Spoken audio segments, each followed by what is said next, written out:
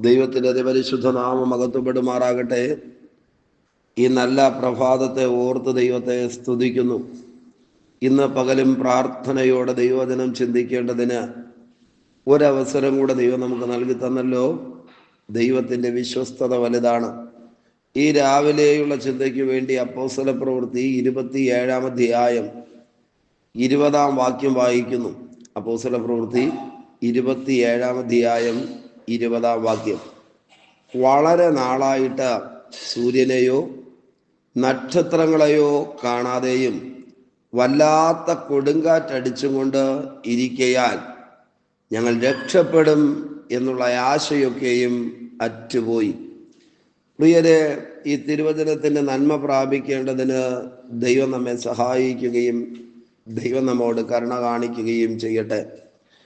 അപ്പോസ്തലപ്രവൃത്തി 27-ാം അധ്യായത്തിനകത്ത് പൗലോസും കൂട്ടരും കടലിലൂടെ സഞ്ചരിക്കുന്ന ഈ യാത്രയാണ് വിവരിച്ച് എഴുതിയിരിക്കുന്നത്.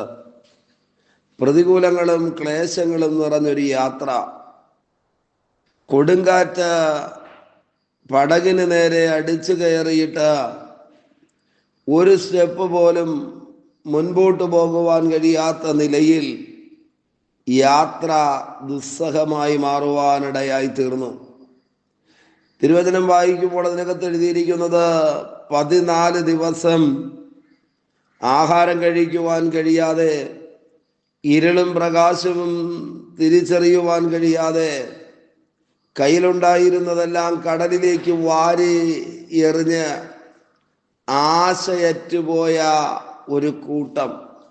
20-ാം വാക്യത്തിനകത്ത് അത് തന്നെ എഴുതിയിരിക്കുന്നു. വളരെ നാളായിട്ട് സൂര്യനെയോ നക്ഷത്രങ്ങളെയോ കാണാതെയും വല്ലാത്ത കൊടുങ്കാറ്റടിച്ചും കൊണ്ട് ഇരിക്കയാൽ ഞങ്ങൾ രക്ഷപ്പെടും എന്നുള്ള ആശയൊക്കെയും അറ്റുപോയി.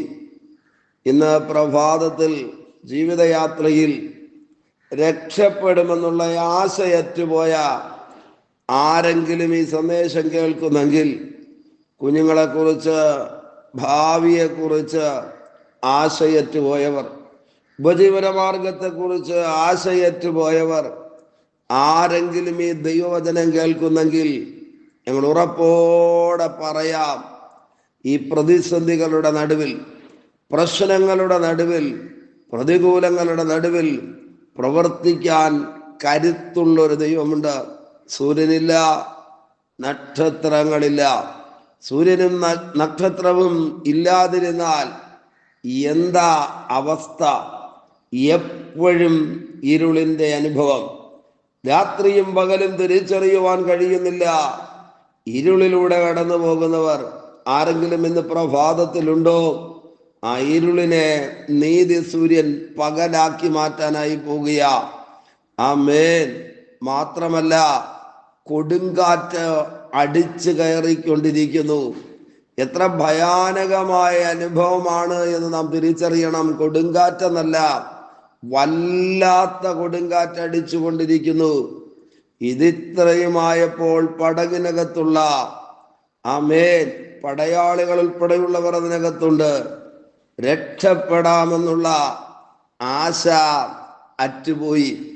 ഇന്ന് രാവിലെ ആരെങ്കിലും വേദനയോടും കണ്ണുനീരോടും ഭാരത്തോടും ഉണ്ടെങ്കിൽ, ആശയറ്റുപോയവരുണ്ടെങ്കിൽ, തിരുവചനത്തിന്റെ വെളിച്ചത്തിൽ ഞാൻ പറയാം, ഈ സമയത്ത് പ്രവർത്തിക്കുവാൻ ആർക്കും കഴിയത്തില്ലെങ്കിലും ഇടപെടുന്ന ഒരു ദൈവമുണ്ട്. 20-ാം വാക്യത്തിൽ ഇതാണ് എഴുതിയിരിക്കുന്നതെങ്കിൽ 23-ാം വാക്യത്തിനകത്ത് പ്രതിസന്ധികൾക്കകത്ത് വട്ടം ചുറ്റുന്ന കപ്പലിനകത്ത് പൗലോസ് ഒരു വെളിപ്പാട് പ്രാപിക്കുകയും ആ വെളിപ്പാട് ഉച്ചത്തിൽ വിളിച്ചു പറയുകയും ചെയ്യുകയാണ്. 23-ാം വാക്യം വായിക്കുമ്പോൾ പൗലോസ് പറയുന്നു, എൻ്റെ ഉടയവനും, ആമേൻ, എൻ്റെ ഉടമസ്ഥൻ. രണ്ടാമത്തെ പദം ഇതാണ്, ഞാൻ സേവിച്ചു വരുന്നവനുമായ ദൈവത്തിൻ്റെ ദൂതൻ. ആമേൻ. പൗലോസ് പറയുന്നത് എൻ്റെ ഉടയവൻ മാത്രമല്ല, ഞാനവനെ സേവിക്കുകയാണ്. അങ്ങനെയൊക്കെ പറയുന്ന ആരെങ്കിലും ഇന്ന് പ്രഭാതത്തിൽ ഈ തിരുവചനം ശ്രദ്ധിക്കുന്നെങ്കിൽ നിശ്ചയമായിട്ടും ഇതൊരു വിടുതലിന്റെ പ്രഭാതമായി തീരട്ടെ. അടുത്ത പദം പറയുന്നത് ആമേൻ. ഈ രാത്രിയിൽ എൻ്റെ അടുക്കൽ വന്നു. ആമേൻ. ഏത് രാത്രിയില?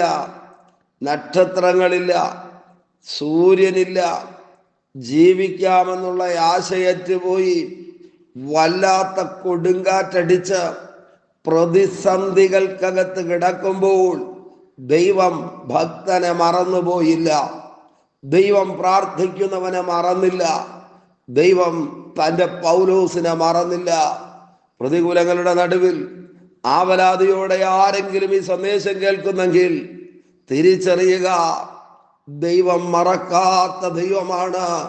കൂട്ടായ്മ കൊടുക്കേണ്ടതിന്, ബലപ്പെടുത്തേണ്ടതിന്, നാളകളെ കുറിച്ച് പറയേണ്ടതിന്, ആശ്വസിപ്പിക്കേണ്ടതിന് അന്ന് രാത്രി ആ പ്രതിസന്ധികളുടെ നടുവിൽ ദൈവിക ഇടപെടലുകൾ ഉണ്ടായി. അഥവാ ദൈവത്തിന്റെ ദൂതൻ ഇറങ്ങി വന്നു. അങ്ങനെയാണെങ്കിൽ പ്രിയര്, ഈ വേദനാജനകമായ സാഹചര്യങ്ങൾക്കകത്ത്, പ്രതിസന്ധികൾക്കകത്ത് നമ്മുടെ ദൈവം മാറി നിൽക്കത്തില്ല. അവൻ ഇറങ്ങി വരിക തന്നെ ചെയ്യും. അവൻ തൻ്റെ ദൂതന്മാരെ അയക്കും. അക്ഷരാർത്ഥത്തിൽ അത് അനുഭവിച്ചിട്ടുള്ളവർക്കായി ഞാൻ ദൈവത്തെ സ്തുതിക്കുന്നു. ആമേൻ. ഇന്നും ചെയ്യുവാൻ ദൈവം ശക്തനാണ്. നമുക്കറിയാം, അധ്യായം വായിച്ചു തീരുമ്പോൾ അത്ഭുതകരമായിട്ട് പൗലൂസിനെയും കൂട്ടരെയും സംരക്ഷിക്കുവാനിടയായി തീർന്നു. അങ്ങനെയാണെങ്കിൽ പ്രതിസന്ധികളും പ്രശ്നങ്ങളും ഭാരങ്ങളും വേദനകളും അനുഭവിക്കുന്ന ആരെങ്കിലും ഇതിനകത്തുണ്ടെങ്കിൽ, വളരെ നാളായി സൂര്യനില്ല, നക്ഷത്രങ്ങളെ കാണാനില്ല, വല്ലാത്ത കൊടുങ്കാറ്റടിച്ച് ആശയറ്റുപോയി എന്തു ചെയ്യണമെന്നറിയാതെ നിരാശയ്ക്കകത്ത്, വേദനകൾക്കകത്ത് കിടക്കുന്നവരെ ആമേൻ വിടുവിക്കുന്ന ദൈവത്തിന്റെ കരം വെളിപ്പെടുന്ന അത്ഭുതകരമായ പ്രഭാതമായിരിക്കട്ടെ. ഈ തിരുവചനത്തിന്റെ നന്മകൾ പ്രാപിക്കേണ്ടതിന് ഇന്ന് രാവിലെ നമുക്ക് ഒരുമിച്ച് ദൈവത്തോട് പ്രാർത്ഥിക്കാമോ? കരുണയുള്ള ഞങ്ങളുടെ നല്ല ദൈവമേ, സ്വർഗസ്ഥ പിതാവേ, ഈ സന്ദേശം കേട്ടുകൊണ്ട് പ്രാർത്ഥിക്കുന്ന മുഴുവൻ പേരെയും ദൈവം അനുഗ്രഹിക്കണമേ. പൊന്നുകരങ്ങളിൽ വഹിക്കും, അത്ഭുതം ചെയ്യും. അധികാരമുള്ള യേശുവിന്റെ നാമത്തിൽ പിതാവേ, ആമേൻ, ആമേൻ. Okay, God bless you. ദൈവമായ കർത്താവ് എല്ലാവരെയും ധാരാളമായി അനുഗ്രഹിക്കട്ടെ. ആമേൻ, ആമേൻ.